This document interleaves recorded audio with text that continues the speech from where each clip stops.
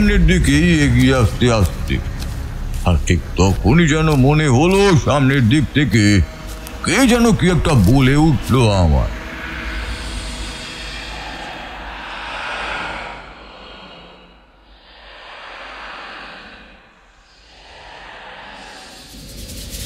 তখনই সেই কালো কালো ছায়াগুলো একসাথে আমার দিকে ঘুরে তাকালো।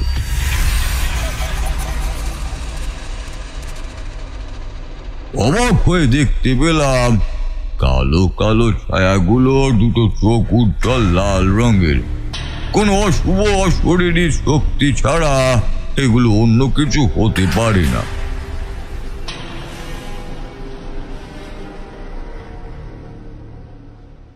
না, সব কিছুই ঠিক ছিল, কিন্তু এই যে রাধা মাধবের শুভ আত্মার কথা বলে ঠাকুরমশাই বলতে চাইছেন, এই মন্দিরের যে প্রতিষ্ঠিত ঈশ্বর ছিল সে নিজে এসে ঠাকুরমশাইকে সাহায্য করেছিল, এটা কি বিশ্বাস করা যায়?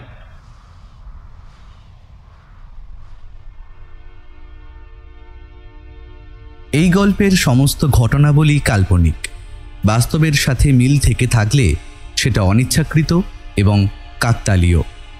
ভৌতিক ঠেক কোনো রকম কুসংস্কারকে প্রশ্রয় দেয় না। গল্পটি সংস্কার মুক্ত হয়ে খোলা মনে গল্প শোনার আনন্দেই গ্রহণ করুন। মাঝে মাঝে আমাদের ভবিষ্যৎ আমাদের অতীতের সঙ্গে জড়িয়ে যায়, ঠিক যেভাবে এক গ্রামের মন্দিরে রাধা মাধবের মূর্তি অভিশাপের সঙ্গে জড়িয়ে গিয়েছিল তারানাথ তান্ত্রিকের জীবনে। কিসের ইঙ্গিত দিয়ে গিয়েছিল অমর জীবন সেই রাতে? রাতের অন্ধকারে কারা প্রবেশ করার চেষ্টা করত মন্দিরে, আর কেই বা রক্ষা করত সেই রাধা মাধবের মন্দিরকে? তারানাথ কি পারবে যে মন্দিরে মানুষের প্রবেশ নিষেধ সেই মন্দিরে প্রবেশ করে মন্দিরের দরজা পুনরায় খুলতে? নাকি কোনো চরম অভিশাপ থেকেই যাবে জমিদার বাড়ির ইতিহাসে? যে রাত্রে রাধা মাধবের চোখ বন্ধ হয়ে গিয়েছিল, সে রাতে যে সাধুর জল মন্দিরে এসেছিল, তারা এমন কি করেছিল যার জন্য মন্দির হয়ে যায় অভিশপ্ত? তারানাথ আর অমর জীবনের মধ্যে একটা সামান্য সুতোর বন্ধন রয়েছে, তা ছিন্ন করে কি তারানাথ দেখতে পাবে অমর জীবনকে? জানতে হলে শুনতে হবে আজকের গল্প, সুকান্ত দাসের কলমে তারানাথ তান্ত্রিক ও শ্মশান ডাকিনীর প্রতিশোধ। গল্পটি শুধুমাত্র ভৌতিক ঠেক চ্যানেলে।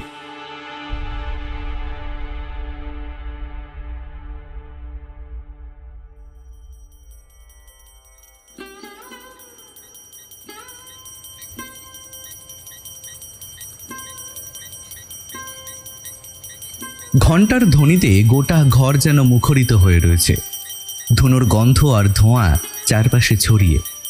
আর মাঝে মাঝে এখানে ওখানে ইতিউতি দুই একটা মুখ দেখা যায়। একপাশে হাত জোর করে দাঁড়িয়ে আছে সাদা কাপড় পরা রমাকান্ত, মধ্যবয়স্ক মানুষ। তার হাতে আংটি, ফর্সা চেহারা, চোখ বন্ধ করে আছে। ধোঁয়ার আস্তরণ একটু সরালেই বোঝা যায় ঘরের মধ্যে থাকা প্রতিটা মানুষ হাত জোর করে চোখ বন্ধ করে সামনের দিকে তাকিয়ে আছে। আর ঠিক সামনে দুপাশে দুটো জানালার কাছের দিকে দাঁড়িয়ে রয়েছে রাধা কৃষ্ণের একটি যুগল মূর্তি। আর সামনে ভোগের জন্য ছড়িয়ে আছে অনেক কিছুই। যে পুরোহিত পুজো করে চলেছিল সে এবারে বলে উঠল, এবার সবাই বসে পড়ুন, পুজো শুরু করব আমি। পুরোহিতের কথায় ঘরের মধ্যে একটা গুঞ্জন উঠল। অনেকেই ঘরের মধ্যেই বসে পড়ল। ঠিক তখনই বাইরে থেকে ছুটতে ছুটতে ঘরের ভেতরে এসে ঢুকলো একটা কাজের লোকের বেশি কেউ। তার খালি গা, মাল খোঁচা মেরে পরা একটা ধুতি, গলায় গামছা। হুড়মুড় করে এসে ঢুকে পড়ল সে।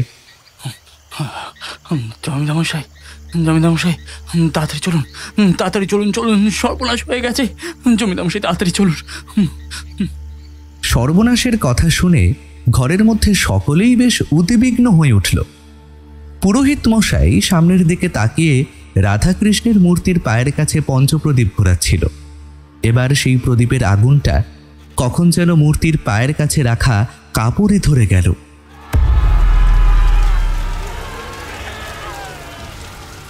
তাতে দাউ দাউ করে জ্বলে উঠল মন্দিরটা। সঙ্গে সঙ্গে ঘরের ভেতর হুলুস্থুলু পড়ে গেল। জমিদার এগিয়ে এলেন সামনের দিকে। কয়েকজন মিলে মূর্তিটার আগুন নেভানোর চেষ্টা করতে লাগলেন। আগুন নিভল বটে, তবে মূর্তির পায়ের কাছে কাপড়ের উপরে রাখা গোপালের ছোট্ট পিতলের মূর্তিটাতে যেন দাউ দাউ করে আগুন জ্বলছিল একটু আগে। সেটা পরে হাত দিয়ে সরাতে যেতেই পুরোহিত বুঝতে পারল টকটকে গরম হয়ে আছে। কি হয়েছে? কি হয়েছে? সঙ্গে সঙ্গে জমিদার মশাই পেছনের দিকে ঘুরলেন। একটু আগে মন্দিরের দরজার বাইরের কাছে দাঁড়িয়ে একজন হাঁপাতে হাঁপাতে কথাগুলো বলছিল। একটা খটকা জমিদার মশাইয়ের লেগেছিল। এবার বাইরের দিকে তাকাতেই সে যেন একেবারে নিশ্চিত হলো, আর তখনই বাড়ির বাইরের দিক থেকে একটা হাসির শব্দ ছুটে আসলো।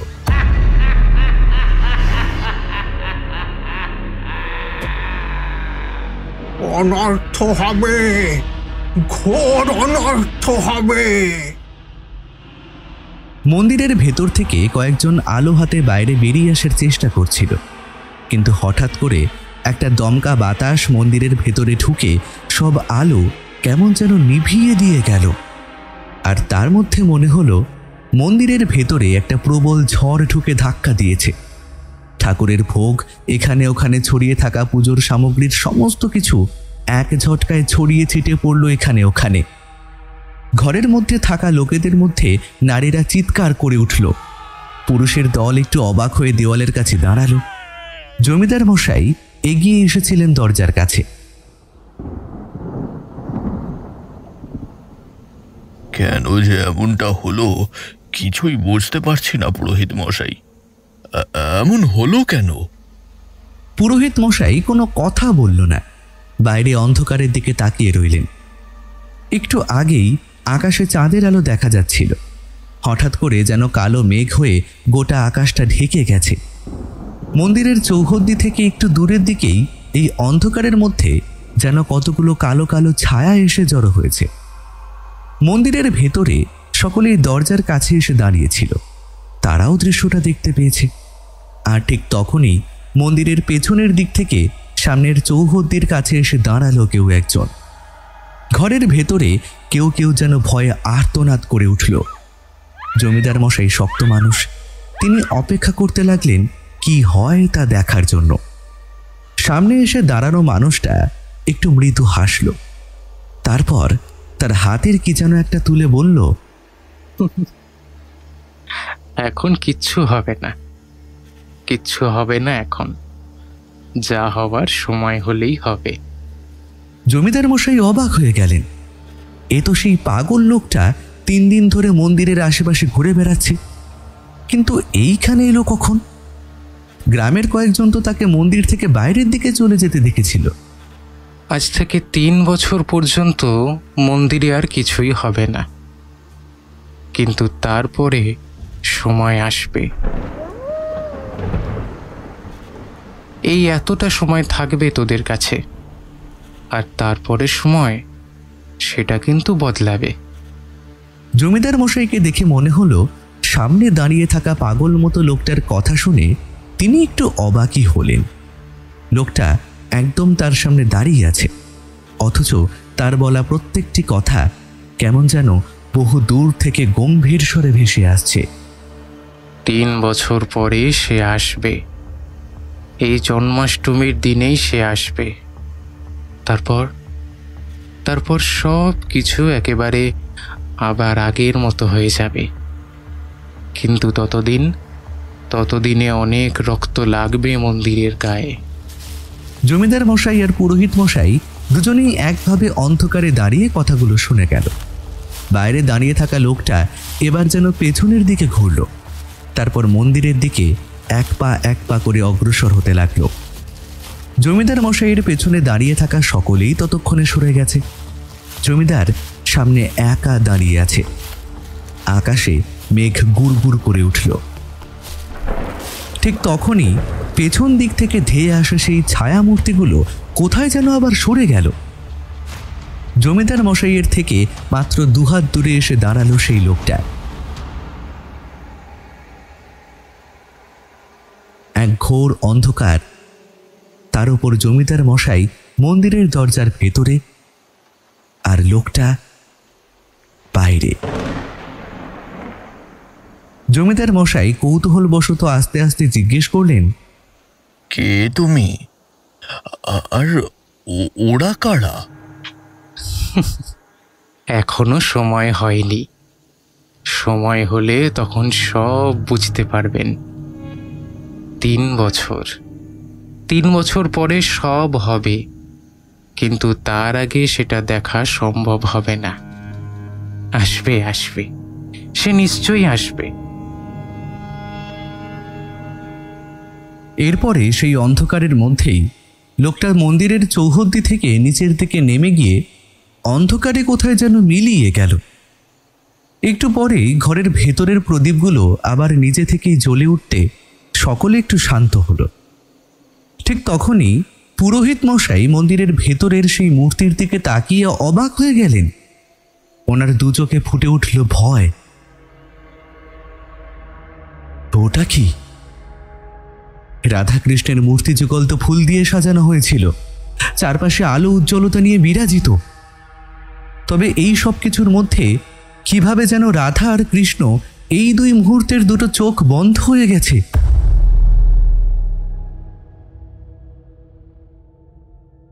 এমন অদ্ভুত ব্যাপার এর আগে কেউ কখনো দেখেনি। মাটির তৈরি দেবতার মূর্তির দুটো চোখ এভাবে বন্ধ হয়ে যাবে কি করে? তাহলে কি দুই দেবতা নিদ্রার দেশে পাড়ি দিয়েছে? জমিদার মশাই গম্ভীর গলায় বলে উঠলেন, আজ রাতে কারুর এই মন্দিরে থাকার দরকার নেই।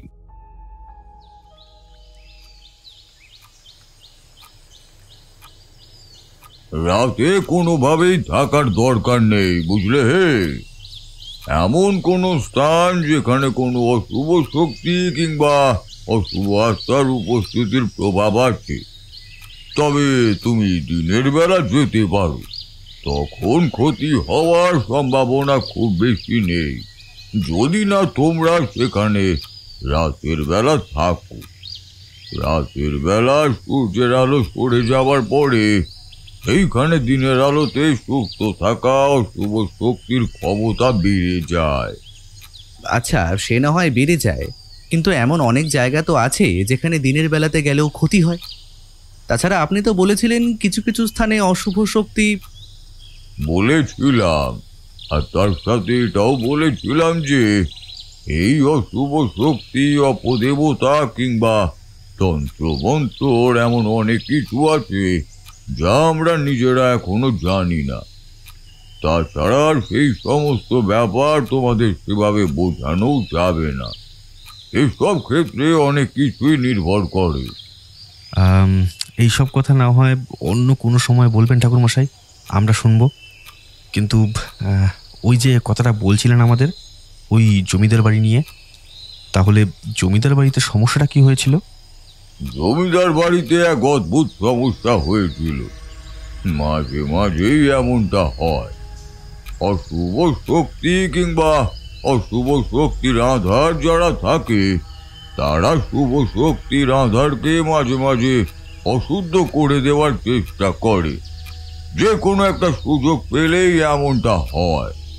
তখন সেই স্থানে আর শুভ শক্তির মানে পুজোর কিংবা ভালো কাজ তেমন ভাবে হয় না। মানে আপনি বলতে চাইছেন অশুভ কোনো শক্তি রাধাকৃষ্ণের ওই মন্দিরকে অশুভ আর অপবিত্র করেছিল? একদমই তাই। তবে এটা ওই নিরামিষাশী মানুষের মতো নয় যে আমিষ হাত দিয়ে নিরামিষে দিলাম, তাতেই নিরামিষটুকু আমিষ হয়ে গেল। তাহলে তো ভালোই হতো ঠাকুরমশাই, নিরামিষে হাত দিতাম, তাহলে নিরামিষটুকু আমিষ হয়ে যেত। আপনি বলুন বলুন, গল্প বলুন। এইসব তথ্য কথা শোনার আমাদের অনেক সময় আছে। কিশোরীর এমন কথায় মাঝে মাঝে তারানাথ সামান্য ক্ষেপে ওঠেন, কিন্তু আজ তেমন কিছুই হলো না। তারানাথের মুখে একটা প্রফুল্লমূলক হাসি সকাল থেকেই দেখেছি। তার অবশ্য একটা কারণ আছে। সকালে এসেই দেখেছি তারানাথের বৈঠকখানায় দুইজন খদ্দের বসে আছে। শুনেছি তার আগে নাকি আরও একজন এসেছিল। যাই হোক, সকাল থেকে যখন বৃষ্টি পড়ছে তখন ওই বৃষ্টির শব্দেই আমার ঘুমটা ভেঙেছে। বাইরে মুষলধারে পড়তে থাকা এই বৃষ্টি আবহে আমাকে তাড়াতাড়ি উঠতে দেখে গিন্নি আবার শুয়ে পড়তে বলেছিল। আমিও শুয়ে পড়েছিলাম, তবে সকালে ঘুম থেকে ওঠা অভ্যেস হয়ে গেছে, ফলে কতক্ষণ আর চুপ করে শুয়ে থাকা যায়। তাই উঠে পড়ে চা খেতে খেতেই কিশোরী সেন এসে উপস্থিত হয়েছিল। সময় মতো ছাতা মাথায় দিয়ে প্রথমে ট্রাম, তারপর ট্রাম থেকে মটলেনে তারানাথের বাড়িতে আড্ডার জন্য এসেছি। মাঝে একবার সামান্য তেলে ভাজাও কেনা হয়েছিল। তবে যখন আমরা পথে নেমেছি তখন বৃষ্টি কম ছিল। এখন আবার ঝলমলে রোদ উঠেছে। আকাশের অবস্থা একেবারেই বলা মুশকিল।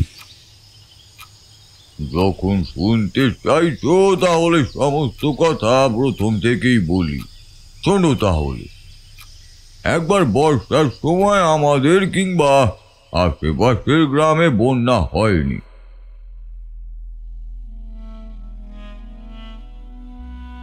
তবে সেইবারে কিন্তু আমি বাড়িতেও আসিনি, বরং সেইবারে ছিলাম বীরভূমের দিকে একটা জায়গায়। এখান থেকে আরো পশ্চিম দিকে হাঁটতে হাঁটতে গেলে প্রায় দিন তিনেক পরে সেখানে গিয়ে পৌঁছালাম একটা গ্রামে। এখানে একটা কথা বলা ভালো, যখন আমি সেই গ্রামে গেছি তখন থেকে জন্মাষ্টমী বেশ কয়েকদিন পরেই। বেশ ভালো। গ্রামের বাইরের দিকে একটা ছোট্ট দিঘি রয়েছে, তার পার দিয়ে মাটির পথ চলে গেছে। গ্রামের দিকে এক পাশে ধানের জমি, অন্য পাশে সারি দিয়ে যেন ছবির মতো দাঁড়িয়ে রয়েছে গ্রামের বাড়িগুলো।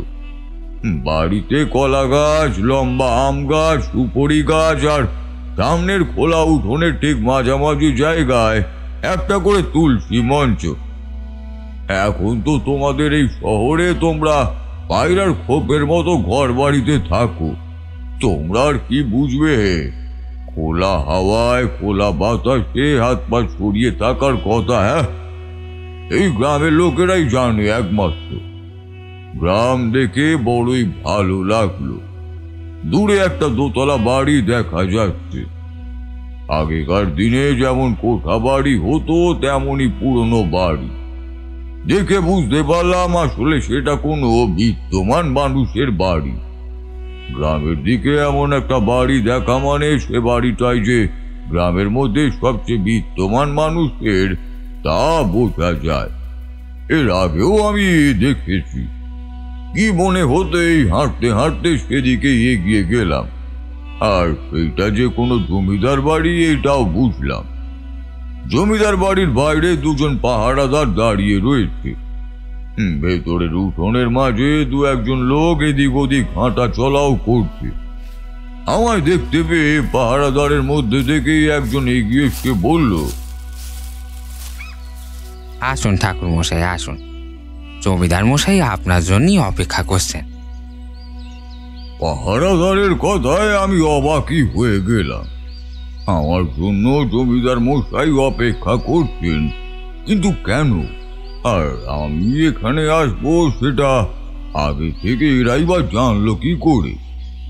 অদ্ভুত ধোঁয়াশার মধ্যে আমি রয়ে গেলাম। ততক্ষণে পাহারাদার বড় লোহার গেটটা খুলে ফেলেছে। আমি সৌজন্যতাবশত তার সঙ্গে ভেতরে গিয়ে ঢুকলাম। ভেতরে ছড়িয়ে ছিটিয়ে থাকা কাজের লোকজন সকলেই আমায় দেখে হাত জোর করে নমস্কার করল। সেই পাহারাদার আমায় নিয়ে গেল বাড়িটার সামনের দিকে লম্বা বারান্দায়। সে বারান্দা ধরে এক পাশে একটা ঘরের দরজার কাছে নিয়ে গিয়ে দরজার উপরে ধাক্কা দিয়ে কি যেন বলল। তারপর তাড়াতাড়ি দরজাটা খুলেও গেল। লোকটা একবার ভেতরে ঢুকলো, তারপর বেরিয়ে এসে আমায় ভেতরে যেতে বলল। আমি ভেতরে যেতেই সে বোধহয় বেরিয়েও গিয়েছিল। ভেতরে ঢুকতেই চারিদিকে তাকিয়ে বুঝতে পারি সামনে বসে থাকা লোকটির বেশ পয়সা রয়েছে। চারিদিকে দেওয়ালে ঝুলছে বড় বড় তৈলচিত্র। তখনকার সময় তৈলচিত্র ঘরের দেওয়ালে রাখা এক আভিজাত্য এবং শখের বিষয় ছিল। এদিকে একটি গান শোনার যন্ত্র, আর সেখান থেকে খুটখাট শব্দ বেরিয়ে আসছে। একজন ধবধবে সাদা ধুতি পাঞ্জাবি পরা লোক যন্ত্রের কাছে ঝুঁকে পড়ে কি যেন একটা করছে। ঘরের ভেতরে ছড়িয়ে থাকা পিতলের বেশ কিছু ছোট ছোট জিনিসপত্র, একটা মস্ত বড় কাঠের আলমারি, একটা আয়না, আরো অনেক কিছু। লোকটির মুখটা ঠিক দেখতে পেলাম না। সে সামান্য ঝুঁকে পড়ে গান শোনার যন্ত্রটার মধ্যে কাজ করছিল। যন্ত্রটার সঙ্গে আগেই আমার পরিচিত হয়েছিল অন্য এক জমিদার বাড়িতে। ওটিকে বলা হয় গ্রামোফোন।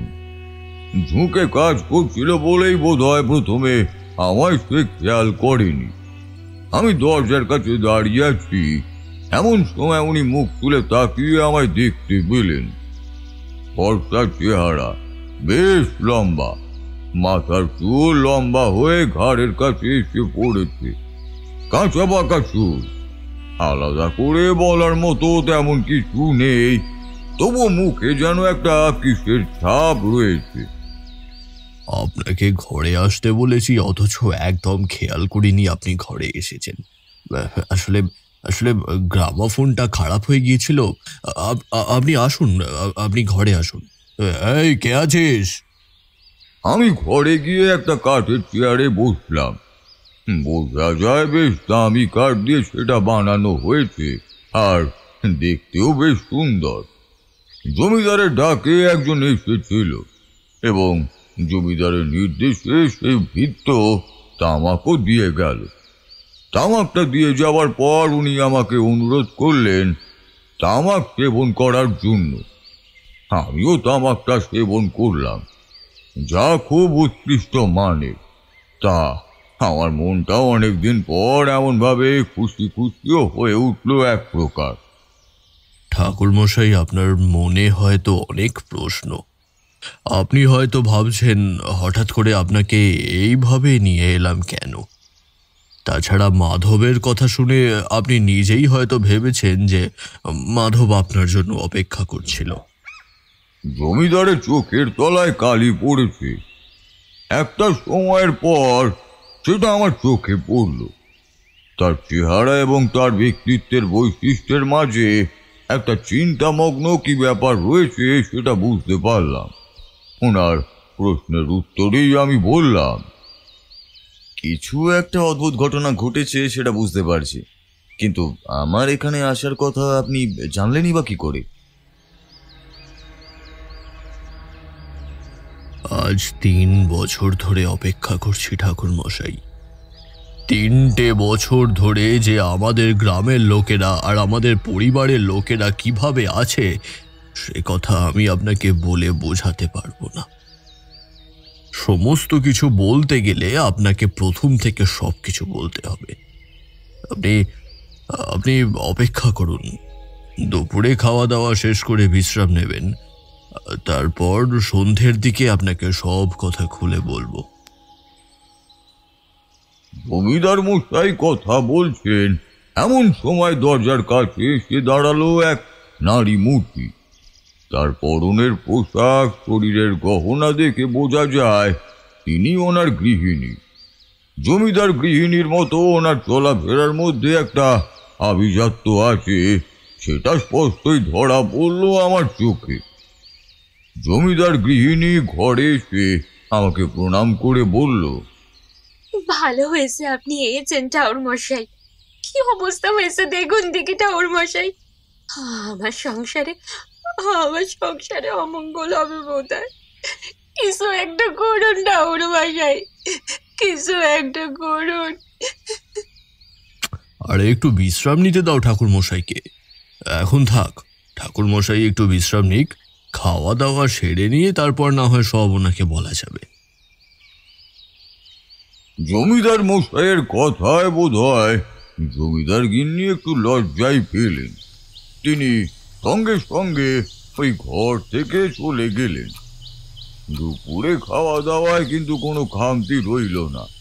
সরু চালের ভাত, মুগের ডাল, রুই মাছের মাথা দিয়ে একটা তরকারি মতো, তারপর মাছ ভাজা, মাছের ঝোল, মিষ্টি, চাটনি, এমনকি শেষ পাতে ঘরে পাতা দই পর্যন্ত। অনেকদিন পর এমন ভাবে পেট ভরে খেলাম। খাওয়া দাওয়া হতেই একটু ভারী শরীর নিয়ে আমার জন্য বরাদ্দ ঘরের কাছে এসে জানালার পাশে চেয়ারের উপর এসে বসি। যেভাবে খেয়েছি তাতে এক্ষুনি শুয়ে পড়া ঠিক হবে না, তাই একটু বসে জিরিয়েই নিচ্ছিলাম। এমন সময় জমিদার মশাইয়ের চেয়ে একটু কম বয়সী একটা ছেলে এসে ঘরে ঢুকলো। মুখের ভাব দেখে মনে হলো জমিদারের সঙ্গে মিল আছে, তাই বুঝতে পারলাম ইনি জমিদার মশাইয়ের ছেলে। ঠাকুরমশাই, আমি রমাকান্ত। আশা করি বাবার সঙ্গে আপনার কথা হয়েছে। বাবা অকারণে এতদিন ধরে অপেক্ষা করছে। আপনাকে কিছু বলেছেন তিনি? আমায় তিনি বলেছেন সেসব কথা বলতে অনেক সময় লাগবে, তাই সন্ধ্যের দিকেই আমাদের কথা হবে ঠিক হয়েছে। কিন্তু ব্যাপারটা কি বলতো? বাবা যখন পরে বলবেন বলেছেন, তাহলে বাবার মুখ থেকে আপনি শুনে নেবেন। কিন্তু আপনি নিজেই বলুন, এমন কি হতে পারে? এতদিন আগে কে কি বলে গিয়েছিল তার কথা এতদিন পরে মিলতে পারে নাকি? আর তাছাড়া আমাদের বাড়ির পেছনের মন্দিরে যা অবস্থা হয়েছে, ঠাকুরমশাই আপনি দেখলে বুঝতে পারবেন ওই মন্দিরে আর কিচ্ছু হবে না। আপনি বিশ্রাম করুন, এই সময় আপনার ঘরে আসাটা ঠিক হয়নি। সে চলে গেল। আমি চেয়ারে বসে ভাবতে লাগলাম, এখানকার কথা, পাহারাদারের কথা, আমায় ওভাবে জমিদার মশাইয়ের কাছে ডেকে আনা, আমায় এমন আপ্যায়ন এবং কিছু একটা কথা বলতে গিয়েও না বলা, তারপর জমিদারের ছেলের এভাবে তার বাবার ব্যাপারে কথা বলা, সব কিছুই কেমন যেন এলোমেলো বলেই মনে হচ্ছিল। তবে পেট ভরে খাওয়ার, জানালার কাছে বসে ঠান্ডা হাওয়ায় একটু ঘুম মতোই আসছিল। জমিদার বাড়ির পেছনের দিকে জানালাটা, বাড়ির পেছনের দিকে জানালা থেকে ডান দিকটা একটা মন্দির মতো দেখা যায়। গোটা বাড়িটাই উঁচু পাঁচিল দিয়ে ঘেরা, কিন্তু ওই মন্দিরের দরজা বন্ধ। মন্দিরের চারপাশে যেন কি একটা রয়েছে। দিনের বেলাতেও মনে হলো মন্দিরটার ঠিক মাথার উপরে যেন একটা কালো ছায়া রয়েছে। মন্দিরের সামনে ছোট চাতালের ওপর ধুলোর সঙ্গে ঝুলো জমে আছে। আমি কিন্তু এখান থেকে বসে থেকেই ব্যাপারটা দেখতে পেলাম, আর সঙ্গে সঙ্গে মনে হলো এই দিনের আলোতে চারপাশে সূর্যের এমন আলোর মধ্যেও মন্দিরের ওই জায়গাটা থেকে কেউ যেন আমায় দেখছে। কথাটা মনে হওয়ার সঙ্গে সঙ্গেই গোটা শরীর সোজা হয়ে গেল। আমি দাঁড়িয়ে ভালো করে তাকিয়ে দেখলাম, না, কোথাও কিছু নেই। মন্দিরের চারপাশ অন্ধকার হয়ে আছে বলেই মনে হলো হয়তো। আমি সেটা নিয়ে আর মাথা ঘামালাম না, তাড়াতাড়ি ঘরে ফিরে এলাম।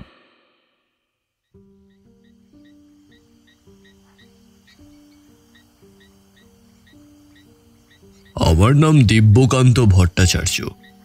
গ্রামে আমার পূর্বপুরুষ থেকে জমিদারি। তবে জমিদারি তো আর আগের মতো চলে না, সে কথা তো আপনি জানেন ঠাকুরমশাই।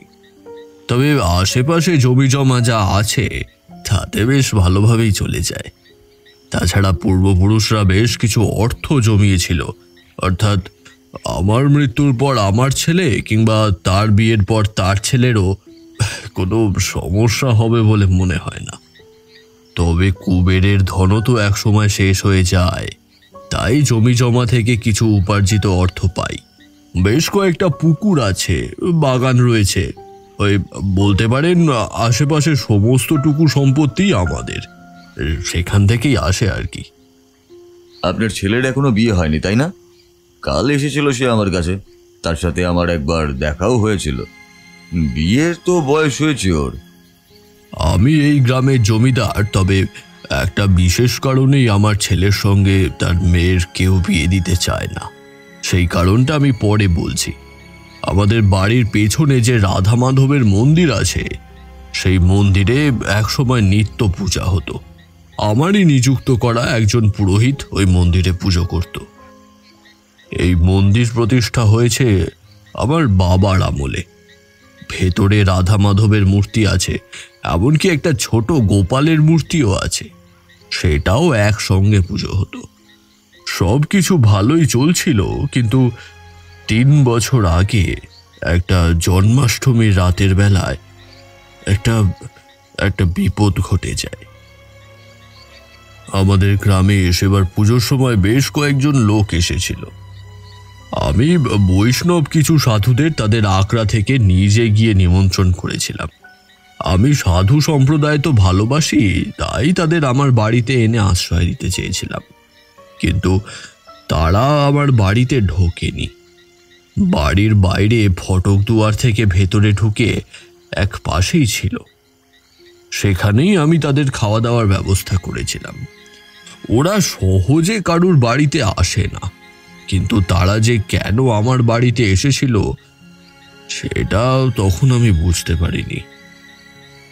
খাওয়া দাওয়া শেষ হয়ে গেলে রাধা মাধবের মন্দিরের কাছে দাঁড়িয়ে রইল। বেশ কিছুক্ষণ ধরে তারা ওইখানেই ঘোরাঘুরি করে আমাদের কাছ থেকে বিদায় নিয়ে চলে যায়। সেদিন জন্মাষ্টমী নয়, ঘটনাটা যেদিন ঘটে সেই দিনটা ছিল জন্মাষ্টমী থেকে 3 দিন আগে। তারপর আমাদের নিজের মতোই পূজার জোগাড় করি। গ্রামের লোকেরা জন্মাষ্টমীর পুজোয় আমাদের বাড়িতে থাকে। গ্রামের সমস্ত লোকজন আমাদের বাড়িতে ভোগ প্রসাদ গ্রহণ করে ওই জন্মাষ্টমীর দিন। সবাই মিলে পুজোর জাগ জোগাড় করে চলেছে। পুজো শুরু হয়েছে সেদিন বিকেলের দিকে। একটু আবহাওয়ার পরিবর্তন ঘটেছিল, ঝড় হয়েছিল। ঝড় শেষে মন্দিরের ভিতরে পুজো চলছে, এমন সময় অদ্ভুত একটা ব্যাপার ঘটে যায়। মন্দিরে আগুন লেগে যায়। তার থেকেও আশ্চর্য হলাম, এই অগ্নিকাণ্ড চলাকালীন অদ্ভুত কেউ একজন মন্দিরে এসে ঢুকে পড়েছিল। অদ্ভুত কেউ মানে? আর ওই মন্দিরে আগুন লেগেছিলই বা কি করে? লেগেছিল আমাদের অসাবধানতায়, কিন্তু সেই অসাবধানতা যেন কেউ ইচ্ছে করেই করিয়েছিল। মানে মানে একটা চিৎকার শুনে পেছনের দিকে তাকিয়েছিলাম আমরা, আর তখনই পুরোহিতের হাতের পঞ্চপ্রদীপটা কেমন যেন কাপড়ে লেগে যায়। কিন্তু পুরোহিত মশাই বারবার হলপ করে বলেছিল তার হাত থেকে কাপড় ছিল অনেক দূরে। অদ্ভুত বললাম কারণ আমার এই বাড়ির অনেক কাজের লোক রয়েছে, তাদেরই একজনের বেশ ধরে কেউ একজন এসেছিল, অথচ আমার স্পষ্ট মনে আছে এমন মুখ আমি কখনো দেখিনি। শুধু আমার বাড়িতে কেন, আমাদের গ্রামেও দেখিনি। তবে অন্ধকারের মধ্যে কি যেন দেখতে পেলাম, আর তারপর পাগল মতো লোকটা আমাদের রক্ষা করে দিল। সেই বলে দিয়েছিল 3 বছর পর কেউ একজন আসবে। এতক্ষণ জমিদারের কথা আমি চুপ করেই শুনছিলাম, কিন্তু এইবারই কথা শুনে আর চুপ করে থাকতে পারলাম না। আমার গোটা শরীর যেন শিরশির করে উঠল। মনে হলো সন্ধ্যার অন্ধকারের সাথে জানালা থেকে ঢুকে আসা ঠান্ডা একটা বাতাস আমার ঘাড়ের কাছে আঘাত করছে। পাগল সেই লোকটা মানে এই কার কথাই বা বলছেন জমিদার দিব্যকান্ত ভট্টাচার্য?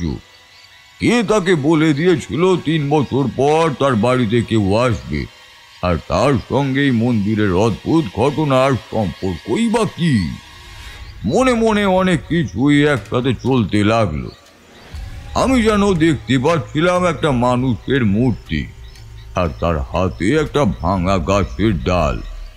24 থেকে 25 বছরের একটা যুবক, মাথায় এক মাথা চুল আর টানা টানা দুটো চোখ। সে একভাবে তাকিয়ে আছে আমার দিকে আর হাসতে হাসতে বলছে,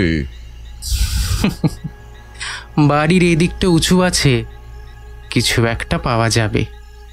তারপরে আশা করি সব কিছু আগের মতো হয়ে যাবে। তোমরা দেরি করো না, দেওয়ালটা ভেঙে ফেলো। ঠাকুরমশাই, কি হলো? কি ভাবছেন? না কিছু না। তারপরে সে আমাদের বলল 3 বছর পর কেউ একজন আসবে, সে এসে বিপদ থেকে আমাদের উদ্ধার করবে। তখন এসব নিয়ে তেমন কিছু ভাবলাম না। রাতে পূজা হলো না। যতবারই পূজা করার চেষ্টা করা হয় ততবারই কোনো না কোনো বিঘ্ন ঘটে। ওই রাতে যে আমরা মন্দির থেকে বেরোলাম, তারপরে আর ওই মন্দিরে কেউ প্রবেশ করতে পারেনি। যেই মন্দিরের ভেতরে ঢোকে সেই নানানভাবে ভয় পায়। মন্দিরের চৌহদ্দির ওপরে যদি কেউ উঠে থাকে তার বিভিন্ন বিপদ হয়। হয় মন্দিরের মাথা থেকে ইট খুলে তার গায়ে এসে পড়ে, না হলে কোথা থেকে একটা সাপ উঠে পড়ে মন্দিরের চৌহদ্দির ওপরে, তারপর তাকে তাড়িয়ে তাড়িয়ে নামিয়ে দেয় নিচে। সেই থেকে 3 বছর ধরে আমরা অপেক্ষা করে আছি এই মন্দিরে ঢোকার জন্য। ওই লোকটি আমাদের বলেছিল 3 বছর পরে কোনো একজন আসবে আজকের দিনে। এমন সময় সূর্যদেব সময় নিয়ে পশ্চিম দিকে অস্ত যাবেন। জমিদার মশাইয়ের শেষের কথায় আমি অবাকই হয়ে গেলাম। সত্যি আজকে গ্রামে ঢোকার পর বেশ আলোই ছিল। সময়টা জন্মাষ্টমীর কিছুদিন পরে। এই সময় সূর্যদেব এতক্ষণ অবধি বাইরে থাকে না। যে সময় ঢুকেছি ওই সময় তো সূর্য ডুবে যাওয়ারই কথা, কিন্তু কই, তখনও তো সূর্যদেব পশ্চিমেই ছিল। আরেকটা ব্যাপারে বেশ আশ্চর্যই হয়ে গেলাম। গ্রামের মধ্যে যখন প্রবেশ করেছিলাম তখন গ্রামের শেষের দিকের পথে একটা কুকুর দেখতে পেয়েছিলাম। মাঝে মাঝে অচেনা অচেনা জায়গায় গ্রামের কুকুর ভীষণই বিপদে, তাই হাতে একটা লাঠি তুলে নিয়েছিলাম। জঙ্গলের এক পাশ থেকে সেই লাঠিটা হাতে নিয়ে কখন জঙ্গলে ঢুকেছি এবং কখন জমিদার বাড়ির কাছে এসে পড়েছি তা আমারও মনে ছিল না। পাহারাদারের ডাক শুনে লাঠিটা বাইরে ফেলে দিয়েছিলাম। এখন সেটা মনে পড়ল, তাই অবাকও হয়ে গেলাম। সঙ্গে সঙ্গে যেন বুঝতে পারলাম এ কাজ অমর জীবন ছাড়া অন্য কারোর হতেই পারে না। আমার গোটা জীবনের পূর্বাভাসের সাথে অমর জীবনের একটা সম্পর্ক রয়েছে। বললাম, সে আর কিছু বলেছিল? মানে ওই মন্দিরকে কিংবা আপনাদের এই সমস্যা থেকে কিভাবে দূর করা যাবে? জমিদার মশাই মাথা নিচু করে বললেন, ঠাকুর মশাই, সে আর কিছু বলেনি। নিজের মতো সে অনেক কথা বলেছিল যে একদল কাক খাবারের ঠোঙার মোড়ক খুলে ফেলেছে, এখন তাদের আর আটকানো যাবে না। এই মোড়ক যতদিন না বন্ধ হবে ততদিন কোনো কিছুই করা যাবে না, করতে গেলেই নাকি বিপদ। আমি অবাক হয়ে গেলাম। খাবারের মোড়ক, এই সমস্ত কি কথা বলে গিয়েছিল অমর জীবন? জমিদার বাবু কিন্তু এছাড়া অনেক অযৌক্তিক কথাও বলে যাচ্ছিলেন, যেগুলো উনি অমর জীবনের কাছেই শুনেছিলেন। আমি সত্যি বুঝতে পারছিলাম না যে কথাগুলোর মধ্যে আদৌ কি ইঙ্গিত লুকিয়ে আছে। আমার সাথে একটানা এতগুলো কথা বলার ফলে জমিদার মশাই ভীষণই ক্লান্তও হয়ে পড়েছিলেন। ততক্ষণে বাইরে আরো অন্ধকারও নেমে এসেছে। আমি জানালার কাছে এগিয়ে গিয়ে মন্দিরটার দিকে তাকালাম। জমিদার মশাই বললেন, রাতের খাবার দিতে বলে এসেছি, আশা করছি একটু পরেই দিয়ে দেবে। ঠাকুর মশাই, আমাদের এই বিপদ থেকে উদ্ধার করা পর্যন্ত আপনি আমার বাড়িতে থাকুন। আপনাকে আমি জোর করব না, সেই অধিকার আমার নেই, তবে আপনার কাছে হাত জোড় করে বলছি, আপনি আমাদের রক্ষা করুন। জমিদার মশাই বৃদ্ধ মানুষ, আগেই বলেছি, তার বয়স আমার চেয়েও বেশি। সে হাত জোড় করে আমার কাছে অসহায়ের মতো ভিক্ষা চাইতে লাগলো। আমি তাড়াতাড়ি এগিয়ে গিয়ে জমিদার মশাইয়ের হাত ধরে তাকে তুলে বললাম, আরে আরে, এসব আপনি কি করছেন? আপনি আমার চেয়ে বয়সে অনেকটাই বড়। আমার সামনে এভাবে আপনার হাত জোড় করা মোটেই মানায় না। আমি যখন এসে পড়েছি এবং যখন আপনার মনে হয়েছে এই সব কিছুর সাথে আমার কোনো সম্পর্ক আছে, তখন আমি অন্তত একবার চেষ্টা করেই দেখব। আপনাদের এই বিপদে ফেলে রেখে আমি চলে যাব না এখান থেকে। জমিদার মশাইয়ের চোখের কোণে যেন জল চিকচিক করে উঠল। তিনি ব্যক্তিত্ববান মানুষ, হঠাৎ আবেগের বশে এইভাবে ভেঙে পড়ে গেলেও নিজেকেও সামলে নিলেন। তারপর তাড়াতাড়ি ঘর থেকে বেরিয়েও গেলেন। এতটা কথা বলে তারানাথ চুপ করতে কিশোরী বলে উঠল, কিন্তু ওই সাধুর দল সেখানে এসে আসলে কি করছিল, যার জন্য ওই মন্দিরে আর কেউ প্রবেশ করতে পারে না? আর সেদিন রাতে ওই জমিদার যখন অমর জীবনকে দেখতে পেয়েছিল, তখন বাকি যে কালো কালো ছায়া দেখতে পেয়েছিল সেগুলো কারা? সেদিন রাতে অনেকক্ষণ ধরে সমস্ত কিছুই ভাবলাম, আর ভাবতে ভাবতে যেন মনে হলো অমর জীবন মিথ্যে কথা বলেনি, কারণ অমর জীবন কখনো মিথ্যে কথা বলতে পারে না। এরপরে জমিদার মশাইয়ের কাছ থেকে আরো অনেক কথাই জানতে পেরেছিলাম, এমনকি জমিদার গিন্নিও আমায় আরো অনেক কথাই বলেছিল অমর জীবনের কথা। অমর জীবন প্রথম ওখানে এসে যখন এলোমেলো ভাবে এই সমস্ত কথা বলেছিল, বাড়িতে জমিদার মশাই, জমিদার গিন্নি এবং তাদের ছেলে রমাকান্ত ছাড়া আর কেউই বাড়িতে নেই। বাকি সকলেই কাজের লোক বা বিভিন্ন কাজে জমিদার বাড়িতেই থাকে। জমিদার বাড়ির দোতলায় টানা লম্বা অনেকগুলো ঘর, তার মধ্যেই জমিদার এবং তাদের পরিবার থাকে। তার একটাতেই আমাকে থাকতে দেওয়া হয়েছে। নিচের একতলার ঘরগুলোতে কাজের লোকেরা থাকে। উপরে দোতলা একটা ঘরে জমিদারের নায়েব মশাই থাকেন, যে সমস্ত কিছুই দেখাশোনা করে। দুদিন পরে একদিন সকালে আমার কাছে নায়েব মশাই এসে বললেন, ঠাকুর মশাই, কিছু বুঝে উঠতে পারলেন? আমার তো মনে হয় না যে কিছু হবে। এতদিন চেষ্টা তো কম হয়নি, কিন্তু দরজাই তো খোলা যায় না। কিভাবে চেষ্টা করা হয়েছিল? আশপাশের গ্রামে কোনো সাধু বা তান্ত্রিকের খোঁজ পেলে তাদেরকে ডেকে এনে চেষ্টা করতাম, কিন্তু জমিদার মশাই বারণ করেছেন।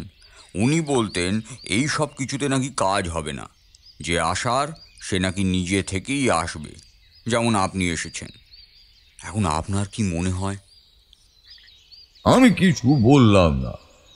আগের দিন রাতে একটা অদ্ভুত ব্যাপার লক্ষ্য করেছিলাম।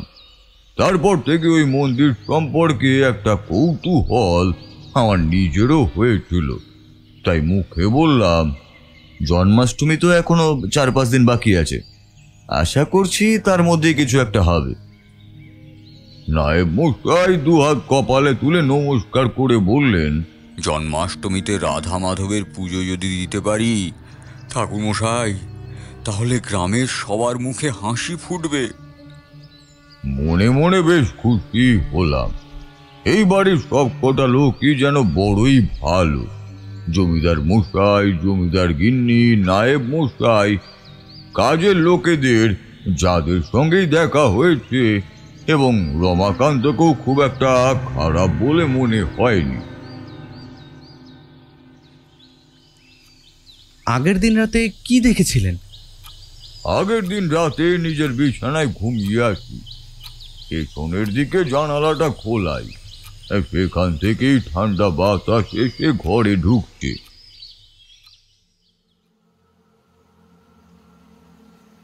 রাতের দিকে বৃষ্টিও হয়েছিল, তাতে বড় বেশ ভালোই লাগছিল আমার।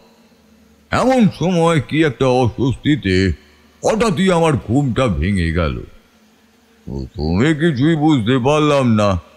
ঘুম ভাঙতেই জানালার দিকে তাকালাম, কোথা থেকে যেন শব্দ ভেসে আসছে। এত রাতে কিসেরই বা শব্দ? বিছানা থেকে উঠে জানালার কাছে গিয়ে দাঁড়াতেই অবাক হয়ে গেলাম। পেছনে সেই মন্দিরটার পাশে যেন কালো কালো কতগুলো ছায়া জড়ো হয়েছে। মন্দিরটাকে তারা গোল করে ঘিরেও রেখেছে। শুধু ঘিরে রেখেছে নয়, যেন তারা মন্দিরের চৌহদ্দির উপরে ওঠার চেষ্টাও করছে। কিন্তু ওটা কি? মন্দিরের চৌহদ্দির ওপরে যেন দাঁড়িয়ে আছে, তার জন্যই কালো কালো ছায়া মূর্তিগুলো মন্দিরের চৌহদ্দির উপরে উঠতে পারছে না। ভালো করে তাকালাম, অন্ধকারে কিছুই দেখা যায় না। তাছাড়া মন্দিরের চৌহদ্দির দিকে আরো বেশি অন্ধকার।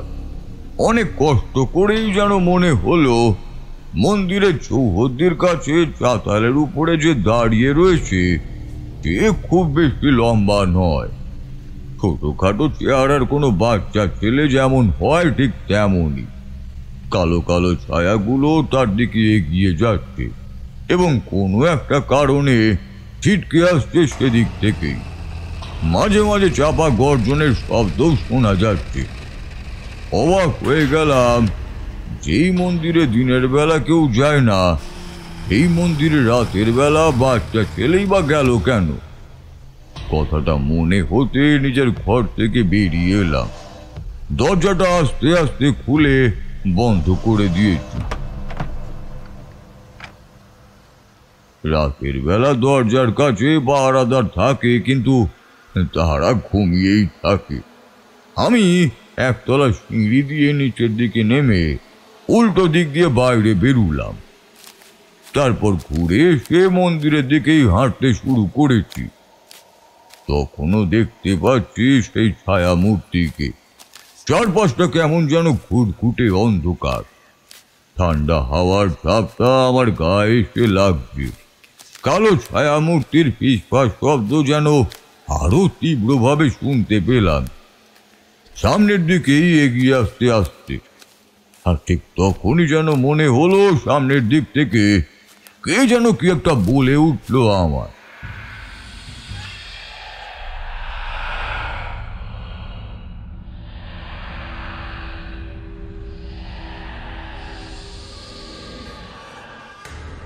সত্যি বলছি, কেউ যেন কিছু একটা বলল, অথচ কি বলল সেটা আমার মনে নেই। তখন ঠিক ওই বুঝতে পেরেছিলাম বলে মনে হয় না। আমার মাথার মধ্যে কেউ কথা বলে উঠেছে, আর ঠিক তখনই সেই কালো কালো ছায়াগুলো একসাথে আমার দিকে ঘুরে তাকালো।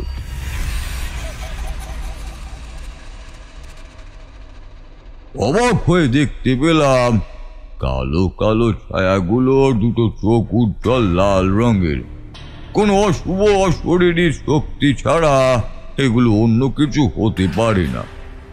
ঝোঁকের বসে এভাবে বাইরে বেরিয়ে এসেছি, ফলে দেহ বন্ধনও করা হয়নি। আমার কাছে কোনো কিছুই নেই। সেই কালো ছায়াগুলো যেন এক এক করে আমার দিকে এগিয়েই আসতে লাগলো। গোপন একটা মন্ত্র উচ্চারণ করে নিজেকে সামান্য সুরক্ষিত করা যায়, কিন্তু কেন যেন মনে হলো চারপাশের বাতাসটা ক্রমে ভারী হয়ে আসছে।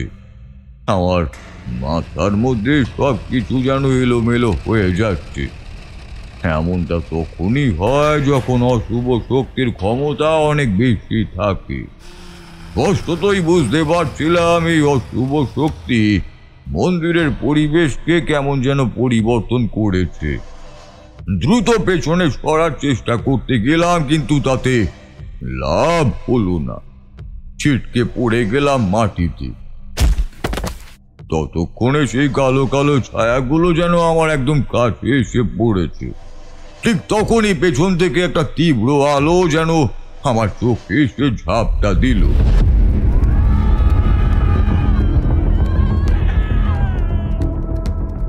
আলোতে কালো কালো ছায়া মূর্তিগুলো যেন ছত্রভঙ্গের মতো ছিটকে গেল দুই পাশে।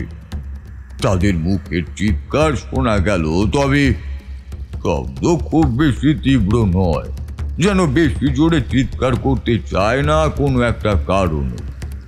কোনো রকমে মাটি থেকে উঠতে যেতেই সেই সাদা আলো আমার চোখে এসে ঝাপটা দিলে কোনো রকমে সে আলোর দিকে তাকাতে গিয়ে বুঝতে পারলাম সেই আলো আমি দেখতে পাবো না। দু হাতে চোখ ঢেকে ফেললাম। ঠিক তখনই মাথার মধ্যে কে যেন কি একটা বলে উঠল। আমি প্রাণপণে দু হাত চোখ ঢেকে রয়েছি। আমার মাথার ভেতরটা ঝমঝম করে উঠছে। আলোটা যেন আমার চারপাশে এক অদ্ভুত কিছু সৃষ্টি করেছে। আমি মোটেই চোখ খুলতে পারছি না, সামনে কি আছে দেখতেও পাচ্ছি না, অথচ মাথার মধ্যে কেউ যেন কথা বলছে। এবার আমি জোর করে নিজের মনকে সংযত করলাম, তারপর যেন নিজের থেকেই সামনে অদৃশ্য কাউকে বলে উঠলাম, কে তুমি? কি চাও আমার কাছে? আমি যে মুক্তি চাই। এতদিন ধরে যে আমি এখানে বন্দী হয়ে আছি, তুই আমায় উদ্ধার করবি না? আমি তোমায় উদ্ধার করব কি করে? আর তুমি কে? তুমি কোথায় বন্দী হয়ে আছো? সেই পাগল ছেলের কথা মতো আমায় উদ্ধার করার জন্যেই তো তুই এখানে এসেছিস, অথচ আমায় চিনতে পারছিস না। সে তুই আমায় চিনতে পারবি না, তোকে চিনতেও হবে না। তবে আমার কথা শোন, হাতে বেশি সময় নেই, মাত্র 3টে দিন রয়েছে। কাল সকালে আমার কাছে আসবি, বুঝলি? তুই এলে কোনো কিছুই হবে না, তোর কোনো বিপদ হবে না। তবে সাবধান, ভয় পাবি না কিন্তু। তোমার কাছে? তোমার কাছে? তুমি কোথায় আছো? এই মন্দিরে? সে আর কোনো কথা বলল না, শুধু সামান্য একটা হাসির শব্দ শোনা গেল অন্ধকারের ভেতরে। বুঝতে পারলাম আমার সামনে জ্বলতে থাকা সেই সাদা আলোটা যেন কমে আসছে। কোনো রকমে চোখ খুলেছি, আর আমার ঠিক তখনই মনে হলো আলোটা দপ করে নিভে গেল। কতক্ষণ অবাক হয়ে সেখানে বসেছিলাম সেটা সঠিকভাবে মনে নেই। চারপাশের সেই কালো ছায়ার দলও আর নেই, ওই আলোটাও আর নেই। এমনকি জানালা থেকে দেখতে পাওয়া মন্দিরের চাতালের দিকটা যেন শুনশান। কি মনে হতে আর দেরি না করে এগিয়ে গেলাম মন্দিরের দিকে। সেই অন্ধকারের মধ্যে মন্দিরের দিকে তাকিয়ে থাকতে থাকতে এবার কিন্তু একটা অন্যরকম অনুভূতি হলো আমার। কিরকম? যেন মনে হলো এই মন্দিরের সামনে আমি এর আগেও এসেছি। ওই মন্দিরের চাতালে উঠে যাওয়ার সিঁড়ি, ওই মন্দিরের দরজা, এই সমস্ত কিছুই যেন আমার পূর্ব পরিচিত। কিন্তু আমি হলফ করে বলতে পারি এই মন্দির তো দূরের কথা, এই গ্রামে আমি আগে কখনো আসিনি। তারপর কি হলো? পরদিন সকালে জমিদার মশাইকে সমস্ত কথা খুলে বললাম। আমার কথা শুনে জমিদার মশাই অবাক হয়ে বললেন, এ কি? কাল রাতে তো আমি কিছু শুনতে পাইনি। আমিও তো জেগেছিলাম, কই আমি তো কিছু শুনিনি। আর ওই মন্দিরের সামনে দেখতে পাওয়া যে ছেলেটা, তাকেও তো আমি আগে দেখিনি। হতে পারে এটা কোনো একটা পথ, যে পথে আমরা ওই মন্দিরকে আবার উদ্ধার করতে পারবো। আপনি তো বলেছেন যে ওই লোকটার মানে অমর জীবন বলে গেছিল যে এখানে আসার পরই আমরা পথ খুঁজে পাব। এমনটা তো হতেই পারে যে এটাই কোনো একটা পথ। জমিদার মশাই অবাক হয়ে আমার দিকে তাকালেন। হঠাৎ করেই আমি অমর জীবনের কথাটা বলে ফেলেছি বলে তিনিও হয়তো একটু অবাকই হয়েছিলেন, কিন্তু অহেতুক আমায় কোনো প্রশ্ন জমিদার মশাই আর করলেন না। সেদিনই সকালে আমি, জমিদার মশাই, নায়েব মশাই, জমিদারের ছেলে রমাকান্ত ওই মন্দিরের কাছে গিয়ে পৌঁছলাম। কাজের লোক কয়েকজন জড়ো হয়েছিল, ফিসফাস কথাবার্তাও বলছিল। এর আগে যারা মন্দিরে ওঠার চেষ্টা করেছে তারা সকলেই বিপদে পড়ে ভয় সেখান থেকে পালিয়েই গেছিল। আমি একটু ইতস্তত করে মন্দিরের সিঁড়িতে পা রাখলাম, আর সঙ্গে সঙ্গেই মনে হলো আমার গোটা শরীর কেমন যেন স্থির করে কেঁপে উঠল। উপরে উঠলাম, পেছনের দিকে ওরা দাঁড়িয়ে আছে। হাঁটতে হাঁটতে মন্দিরের চাতাল ধরে বেশ খানিকটা এগিয়েছি, এমন সময় সামনের দিকে ধুলো ময়লার ভেতর থেকে বেরিয়ে এলো একটা সাপ। কালো কুচকুচে একটা সাপ। তার ফোঁস শব্দ শুনে পেছন থেকে রমাকান্ত বলে উঠল, ঠাকুর মশাই চলে আসুন, ও কিন্তু আমাদের একজনকে কামড়ে দেবে, একটু অসাবধান হলেই। আমি পিছিয়ে আসছিলাম, সঙ্গে সঙ্গে কাল রাতে শোনা সেই গলাটার কথা আমার মনে পড়ে গেল। সে আমায় ভয় পেতে বারণ করেছিল, তাই আমি আরো 2 পা এগোলাম। সাপটা বুকে হেঁটে আস্তে আস্তে আমার দিকে এগিয়ে আসছে। আমিও হাঁটতে হাঁটতে তার দিকে এগিয়ে যাচ্ছি। মন্দিরের চাতালটা খুব বেশি বড় না হলেও খুব বেশি ছোটও না। তার থেকে আমার দূরত্ব তখনও 3 হাত। আমি আরো একটু তার দিকে এগোলাম, সেও আমার দিকে এগুলো।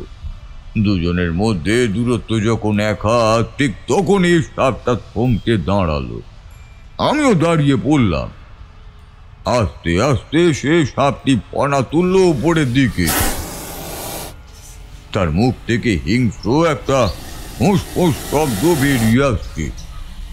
বুঝতে পারছিলাম যদি একবার সে আমায় কামড় দেয় তাহলে বাঁচার পথ সহজ হবে না। কিন্তু এই মন্দিরকে তো আমায় উদ্ধার করতেই হবে। এই মন্দির উদ্ধার করতে না পারলে তাও তো সমস্যা। সাপটা পনা তুলে দাঁড়িয়ে আছে আর আমিও দাঁড়িয়ে আছি। কি মনে হতে একটা পা সামনের দিকে বাড়িয়ে দিলাম। সাপটাও বুকে ভর দিয়ে আস্তে আস্তে এগিয়ে এসেছে আমার দিকেই। তারপর আমার পায়ের উপরে সে উঠল।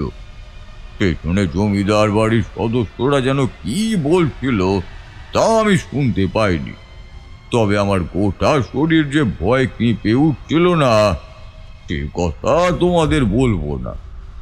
সাপটা আমার চারপাশে 2-3 বার ঘুরে আবার যেদিক থেকে এসেছিল সেদিকেই চলে গেল। দূর থেকে নায়েব মশাই বলে উঠল, 3 বছরের মধ্যে প্রথমবার ওই সাপ কাউকে ভয়ে না দেখিয়ে না কামড়ে এখান থেকে চলে গেছে। ঠাকুরমশাই আপনার মধ্যে কিছু একটা আছে। কি আছে তা আমি জানি না, মাত্র 2 পা সামনের দিকে এগিয়ে গেছি। এমন সময় মনে হলো এই বন্ধ দরজার পেছনে যেন সত্যি সত্যি কেউ দাঁড়িয়ে আছে আর সে অপেক্ষা করছে আমার দরজা খুলে দেওয়ার জন্য। সেটা ধুলো ভরা মাকড়সার জালে জড়িয়ে থাকা চাতাল। আমি সামনের দিকে এগিয়ে গেলাম। দরজার কাছে এগিয়ে দরজার উপরে হাত রাখতেই বুঝতে পারলাম দরজা ভেতর থেকেই বন্ধ আর বাইরে থেকেও বন্ধ ছিল। কিন্তু সেটা আমি নিজের হাতে খুলে ফেলেছি এই সবে মাত্র। তারপরেও দরজা ভেতর থেকে বন্ধ, অথচ বন্ধ দরজার ভেতরে 3 বছর ধরেই কেই বা থাকবে। কি ব্যাপার, কি করতে হবে সেটা বুঝতে পারছিলাম না। পেছনে ঘুরে জমিদার মশাইয়ের উদ্দেশ্যেই বললাম, দরজা খোলার ব্যাপার নিয়ে ওই লোকটা কিছু বলেছিল? মানে কিভাবে দরজা খুলতে হবে? জমিদার মশাই এবং বাকি 2 জন তখন সামনে এগিয়ে এসেছে। তাদের পেছনে আরো কাজের লোকরাও জড়ো হয়েছে। জমিদার মশাই এবার বললেন, কিভাবে দরজা খুলতে হবে সেই ব্যাপারে তো কিছু বলেনি, তবে বলেছিল ওই দরজা খোলা সহজ হবে না। নিজের মনের শক্তি দিয়ে ওই দরজা খুলতে হবে। আর একটা ব্যাপার আপনাকে বলিনি, ওই দরজার ছিটকিনি আমরা বাইরে থেকে দিয়েছিলাম, অথচ প্রতিবার ওই দরজা ভেতর থেকে বন্ধ পাওয়া গেছে। বুঝতে পারলাম কাজ মোটেই সহজ হবে না। এই চাতালের উপরে বসেই ভেতরে থাকা রাধা মাধবের পুজো করতে হবে, তাকে সন্তুষ্ট করতে হবে এবং তারপরেই এই দরজা খুলবে। তাই ফিরে এলাম। আমাকে ফিরে আসতে দেখে ওদের মুখ কিন্তু কালোই হয়ে গেল। তাহলে ঠাকুরমশাই কি কি হলো, মানে দরজা খুলবেন না? দরজা খোলা আমার একার পক্ষে আর সম্ভব হবে না। ওই মন্দিরে পুজো করতে হবে। মন্দিরের পুজোর সমস্ত ব্যবস্থা করতে হবে ওই চাতালের কাছেই।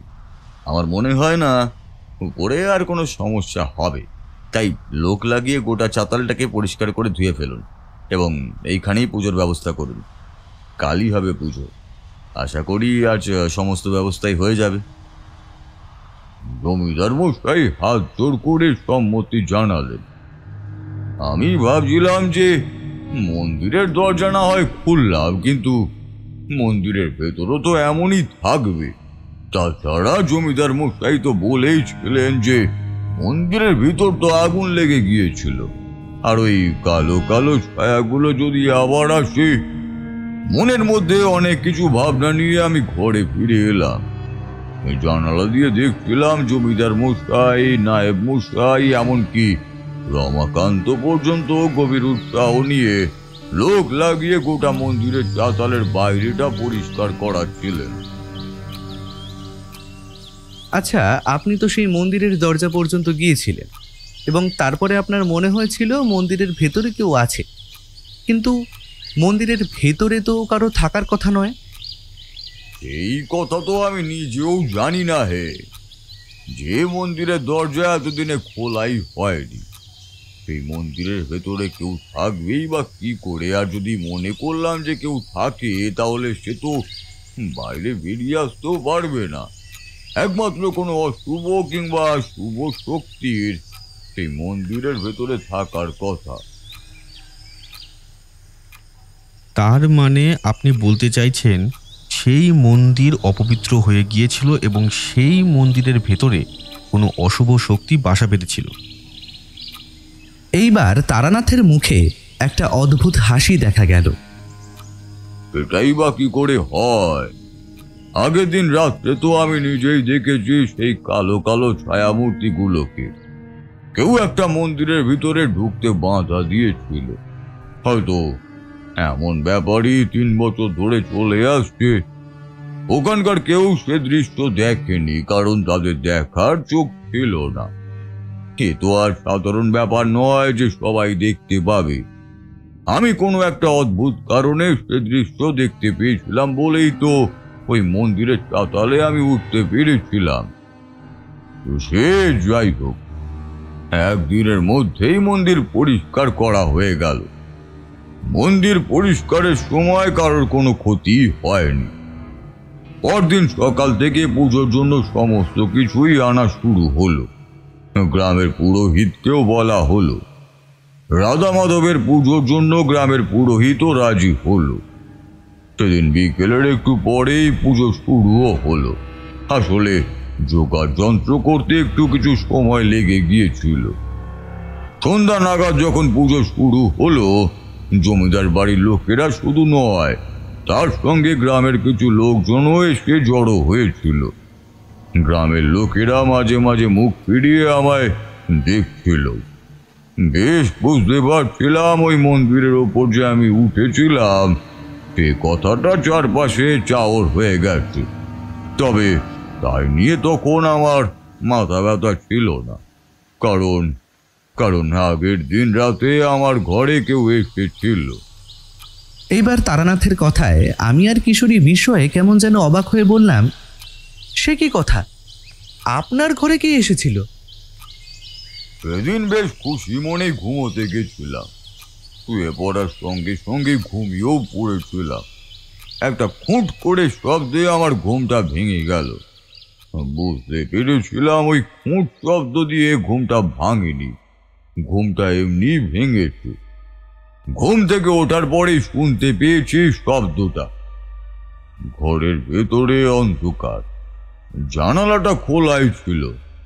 কখন যেন ও জানালাটাও বন্ধ হয়ে গেছে। ঘরের ভেতরে জ্বলতে থাকা হ্যারিকেনটাও নিভে গেছে। ঘুটঘুটে অন্ধকারে ঘরের ভেতর, আর সেই অন্ধকারের মধ্যে ঘরের ভেতর কেউ যেন আস্তে আস্তে হেঁটে বেড়াচ্ছে।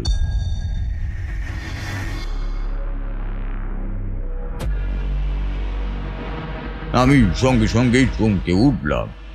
তোর নয় তো, কিন্তু ঘরের দরজা তো বন্ধ। দরজা না খুললে চোর আসবেই বা কি করে? তাছাড়া এতগুলো ঘর থাকতে দোতলায় আমার ঘরেই বা কেন সে আসবে? সঙ্গে সঙ্গে সেই কালো কালো ছায়াগুলোর কথাও মনে পড়ে গেল, তাই শিউরেই উঠলাম। আমার ঘরের ভেতর পর্যন্ত ঢুকে পড়েছে ওরা। বিছানায় শুয়ে এমন বিপদে পড়তেই বা হবে। এই সবই মনে মনে ভাবছি, এমন সময় একটা চেনা গলা শুনতে পেলাম। ছায়ামূর্তির দল আবার এসেছিল, কিন্তু সে তাকে তাড়িয়ে দিয়েছে। কিন্তু সে তো সাময়িক মাত্র, একা তাদের একেবারে পরাস্ত করতে সে কিছুতেই পারবে না। তোকেই তাকে মুক্ত করতে হবে যে তারানাথ। মনে হলো একটা শীতল স্রোত যেন আমার ঘাড়ের কাছ থেকে মেরুদণ্ড বেয়ে নিচের দিকে নেমে গেল। এই গলা আমি চিনি, এই গলা আর অন্য কারণ নয়। এই গলা হলো আমার জীবনের, যে আমার জীবনকে আমি আমার গোটা জীবনে মাত্র 2-1 বারই দেখতে পেয়েছি। যে আমার জীবন গোটা জীবন আমার আগে আগে এগিয়ে গেছে। প্রতিবার আমার কোথাও যাওয়ার পূর্বাভাস কিংবা কোনো বিপদের আগাম সতর্কতা আমায় দিয়ে গেছে। এই আমার জীবন আমার ঘরে এসেছে। প্রচন্ড ভয় পেয়ে গিয়েছিলাম আমি। তোমরা হয়তো বলবে, আমার জীবন তো আমার কোনো ক্ষতি করেনি, তাহলে আমি ভয় পাবই বা কেন? তবে সে ভয় সে ভয় নয়, এ ভয় হলো অন্য ভয়। এমন কিছু একটার মুখোমুখি হয়ে যাওয়ার ভয় যে আমি প্রতিবারই চেয়েছি। প্রতিবার আমি অমর জীবনের সঙ্গে দেখা করতে চেয়েছি, তাকে কিছু প্রশ্ন করতে চেয়েছি। আজ অমর জীবনের গলা শুনে আমি সত্যি বিচলিত। সঙ্গে সঙ্গে এটাও শুনলাম, আমি বলছি তো হবে। এই মন্দির তোমরা খোলা রাখতে পারবে না। ওই মন্দির বন্ধ হবেই, কিন্তু 3 বছর পর সে আসবে। সে এলেই ওই মন্দির আবার খুলবে, কিন্তু কাজটা সহজ হবে না। অমর জীবনে সব কি বা বলছে, কি কথা বলছে সে? আমি অমর জীবনকে ডাকতে যাব এমন সময় অমর জীবনের পাশ থেকে আরো একটা গলা আমি শুনতে পেলাম। সেই গলাটাও আমার খুবই চেনা। কিন্তু 3 বছর পর যে সত্যি সত্যি কেউ আসবে সে কথা কে বলতে পারে? যদি সে না আসে, এই মন্দির শুধু জমিদার বাড়ির নয়, এই গ্রামের সকলের জন্যই তো তৈরি করা। সবকিছু তো আগে থেকে ঠিক করাই আছে, তার কোনো কিছুই খণ্ডন হবে না। সব হবে, আমি যা বলছি তাই হবে। কাল সকালে আমি এখান থেকে চলে যাব। এ বাড়িতে আমার স্বপ্ন দেখা হয়ে গেছে। কথাগুলো শুনে আমি পাগলের মতো বিছানা ছেড়ে উঠে পড়লাম। চিৎকার করে ডাকতে গেলাম অমর জীবনকে। অন্য যার গলা আমি শুনতে পেয়েছিলাম তাকে কিন্তু না, কোনো কিছুই আর পারলাম না। যেন অদ্ভুতভাবে আমার গলাটা কেউ চেপে রেখেছিল। আমার গলা থেকে আর একটা শব্দও বেরোলো না। আমি আবার শুনতে পেলাম, বেশ, তাহলে 3 বছর অপেক্ষা করব। তার আগে না হয় চেষ্টা করব যে অন্য কাউকে দিয়ে যদি মন্দির খোলানো যায়। কেউ খুলতে পারবে না, যেই আসুক না কেন কেউ খুলতে পারবে না। সে নিজেই তো চাইবে না সে অন্য কারোর হাতে মুক্তি পাক। সবকিছু আগে থেকে লেখা আছে। আমি এখন একটু বাইরে যাব।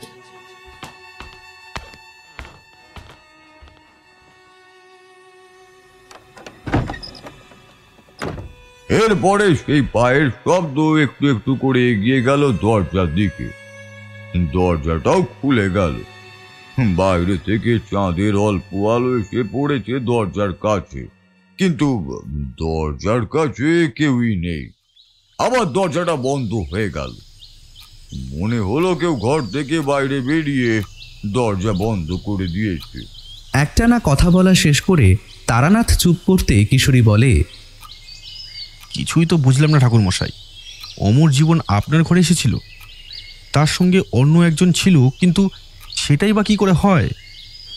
আপনি তো দরজা বন্ধ করে রেখেছিলেন বললেন। আমি তাড়াতাড়ি উঠে দরজার কাছে এগিয়ে গেলাম। দেখি দরজা ছিটকিনি ভেতর থেকেই তোলা। পেছনে ঘুরতেই অবাক হয়ে দেখি পেছনের খোলা জানালা দিয়ে চাঁদের আলো এসে ঢুকেছে ঘরে। সঙ্গে সঙ্গে জানালার কাছে এগিয়ে গিয়ে দাঁড়ালাম।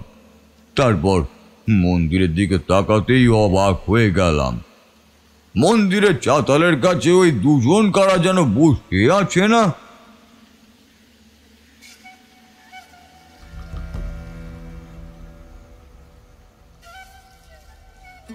একটা চাপা বা শিশুর যেন কোথা থেকে ভেসে এসে আমার প্রাণে লাগছে।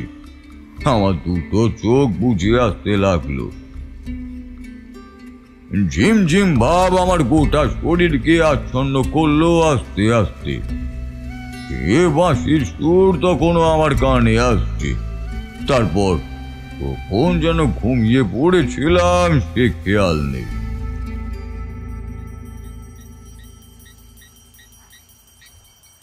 পরদিন সন্ধ্যা থেকেই পুজো শুরু হয়ে গেল।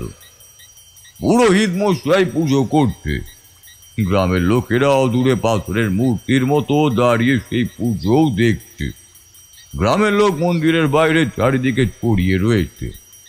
জমিদার মশাইয়ের গিন্নি, রমাকান্ত, নায়েব মশাই সকলেই রয়েছে। আমি মন্দিরের চাতালের উপরে বসেছি। একটানা পুজো হয়ে চলল। এক সময় পুজো শেষ হয়ে আহুতি দিয়ে তারপর আমরা মন্দিরের দরজার দিকে এগিয়ে যাব। ততক্ষণে অন্ধকার হয়েই এসেছে। লক্ষ্য করছিলাম অন্ধকার হওয়ার সঙ্গে সঙ্গে যেন আকাশটা কালো মেঘে ঢাকতে শুরু করেছে। ঠান্ডা বাতাস, এমনকি ঝোড়ো হাওয়াও বইছিল। ঝড়ের আগের মুহূর্তে গ্রামবাসীদের দল যেন ভয়ে ভয়ে ছত্রভঙ্গ হয়ে গেল। তাদের মধ্যে একটা চিৎকার চেঁচামেচির ভাবও শুনতে পেলাম। নায়েব মশাই আর রমাকান্ত এগিয়ে গেল সামনের দিকে। আমি জমিদার মশাই এবং জমিদার গিন্নি তখনও পুরোহিত মশাইয়ের সঙ্গেই বসে আছি। সর্বনাশ! ওই ওই ওই ওই ওইগুলো কারা?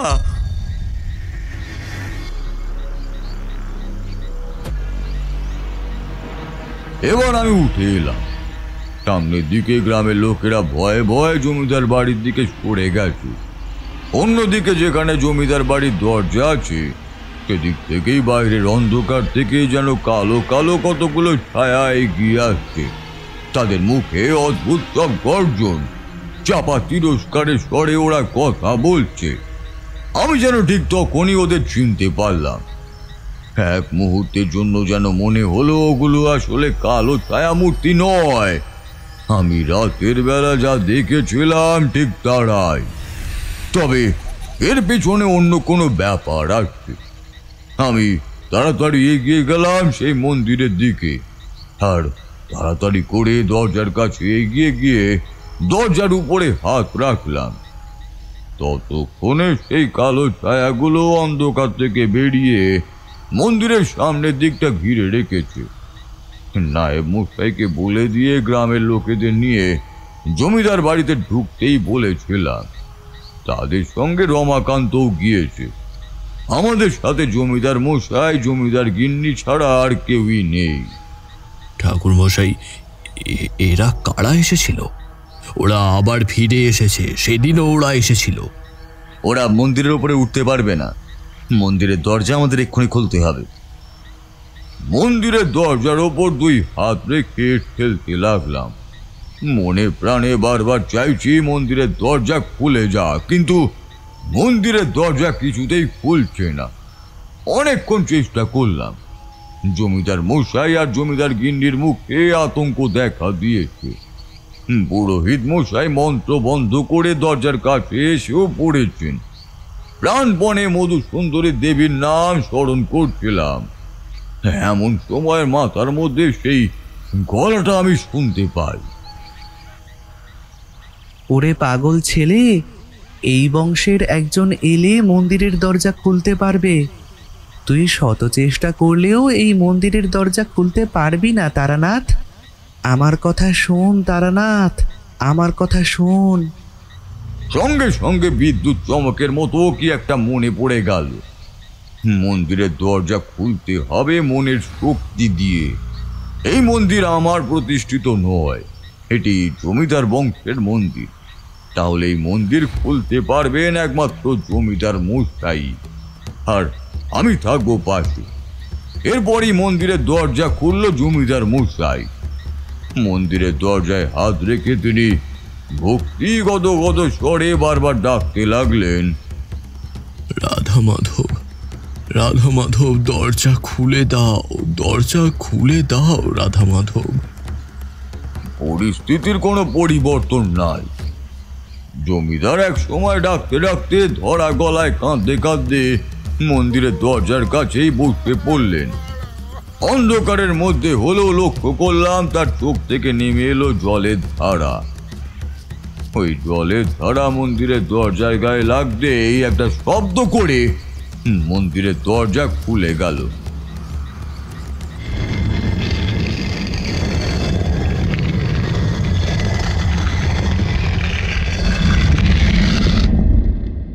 আর ভেতর থেকে আমরা সকলেই অবাক হয়ে গেলাম এই দৃশ্য দেখি। প্রথমে ভেবেছিলাম 3 বছর অবধি থাকা মন্দিরের ভেতরে ধুলো ঝুল ইত্যাদি সমস্ত কিছুই থাকবে। দরজা খুলতে খুলতেই দেখতে পেলাম যেন হাজার হাজার প্রদীপ জ্বলছে মন্দিরের গর্ভগৃহের ভেতরে। চকচকে তকতকে করে সমস্ত কিছুই পরিষ্কার করা, যেন এক ফোঁটাও ধুলো এখানে পড়েনি। বেদির ওপর বসে রাখা রাধাকৃষ্ণের মূর্তিটা অদ্ভুত ভাবে যেন হাসছে আমাদের দিকে তাকিয়ে। আর তার ঠিক পায়ের কাছে একটা পিতলের গোপাল। পুরোহিত মশাই খুশিতে জয়ধ্বনি করে উঠলেন। জমিদার গিন্নি কাঁদতে কাঁদতে এগিয়ে গেলেন জমিদার মশাইয়ের দিকে। তারপরে দুজনে উঠে ভিতরে ঢুকে গেলেন। আর ঠিক সেই মুহূর্তেই একটা অদ্ভুত ব্যাপার আমি লক্ষ্য করলাম।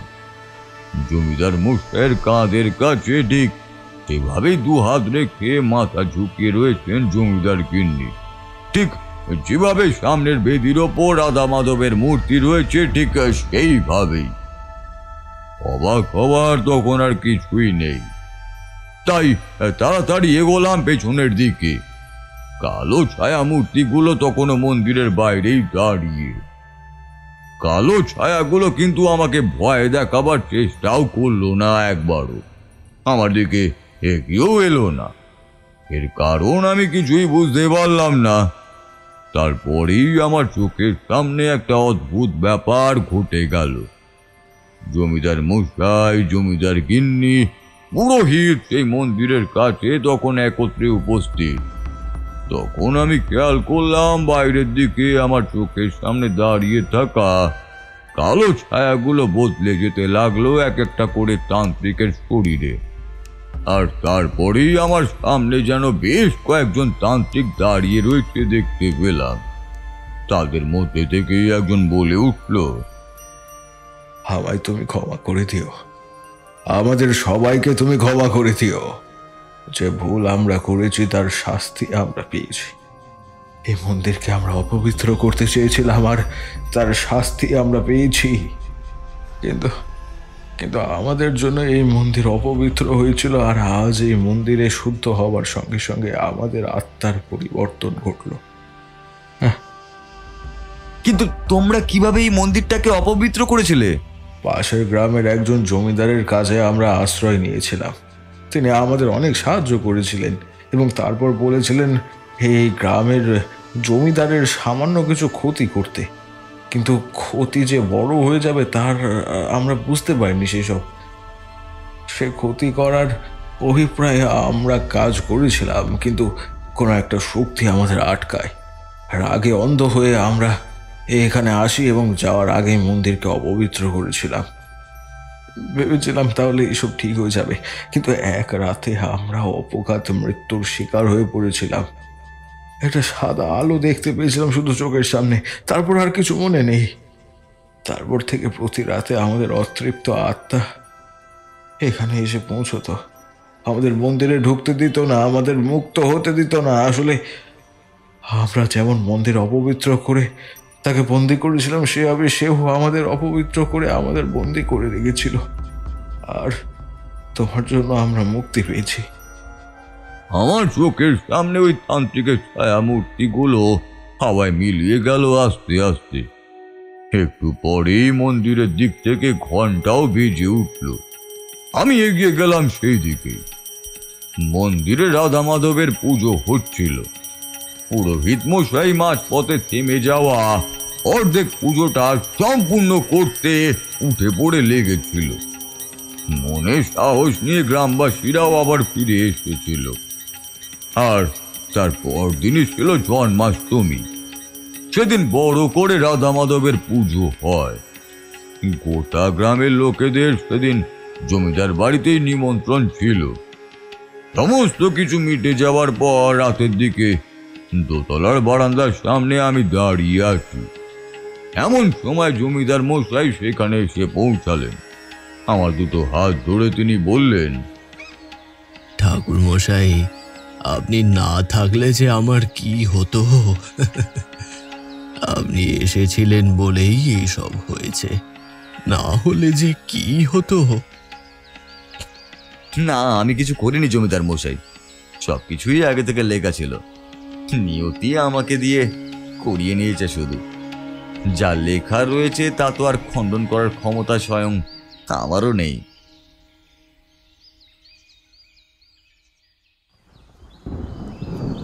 তারানাথ চুপ করল। আমরা বুঝতে পারলাম গল্প শেষ হয়েছে। আকাশে কালো মেঘ আবার জমতে শুরু করেছিল।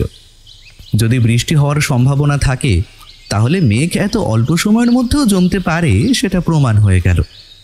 আমরা উঠতে যাব এমন সময় তারানাথ বলে উঠল, অনেক পরে অনেক ভেবেছিলাম গোটা ব্যাপারটা নিয়ে। অমর জীবন যা বলেছিল তাই হয়েছিল।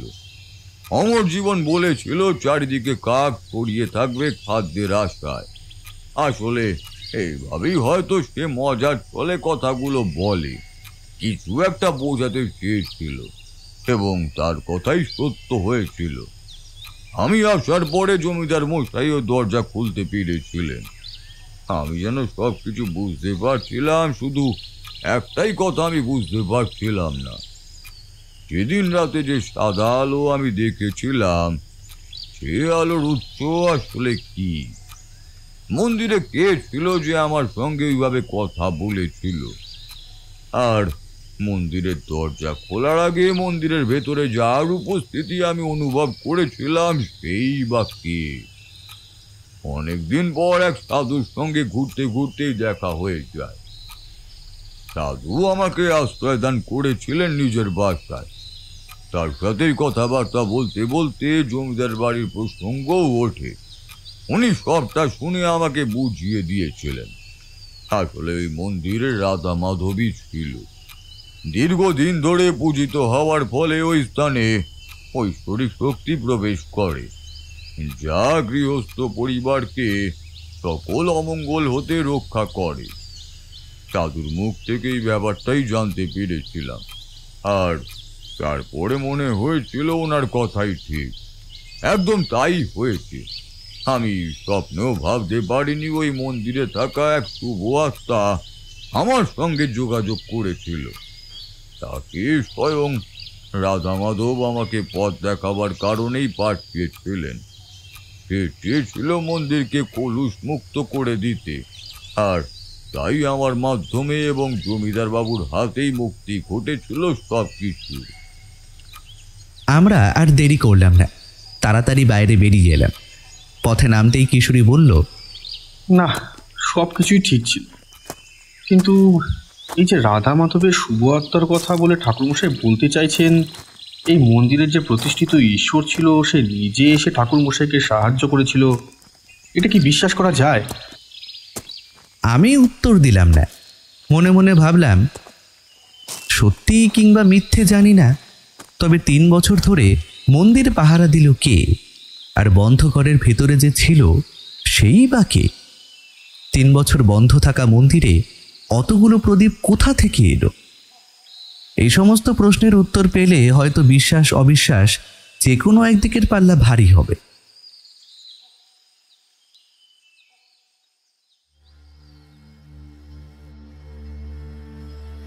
তাহলে কেমন লাগলো আজকের গল্পটি? আজকের গল্প পাঠে ও বাচ্চা ছেলের ভূমিকায় ছিলাম আমি, শুভ। অন্যান্য চরিত্রে অভিনয় করেছে বুবাই, শুভজিৎ, রৌনক, নীল, কৌশিক, শিলাজিৎ, সূর্য, প্রীতম, অভিযান, বাল্মীকি, অস্মিতা। তাহলে আজকে এইটুকুই। আবার দেখা হচ্ছে নতুন একটি রোমাঞ্চকর গল্পে। ততদিন সুস্থ থাকুন আর শুনতে থাকুন ভৌতিক ঠেক।